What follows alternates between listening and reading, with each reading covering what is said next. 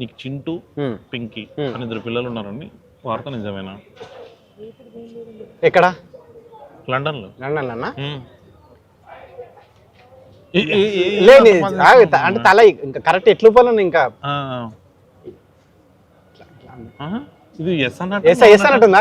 Yes అన్నట్టే ఉంది అది. సరే నీకు పెళ్ళి అనుకున్నా, పెళ్ళి అయినాక కొంచెం మారుతావు, బుద్ధి వస్తుంది అనుకున్నా, కానీ నీకు ఇంకా నువ్వు మీ డాడీతో నీలాగే ఉన్నా ఇంకా మీ డాడీతో మాట్లాడతా.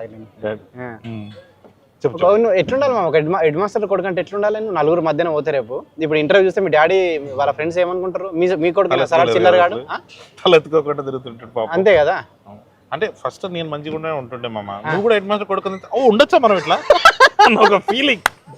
ఓహో మనకు నచ్చినట్టు ఉండొచ్చు, బయట కూడా తిరగచ్చు ఇట్లా చిల్లర. మన ఇద్దరం హెడ్ మాస్టర్ కొడుకులమే కాబట్టి చెప్పు, ఒక హెడ్ మాస్టర్ కొడుకు నీ ఫీలింగ్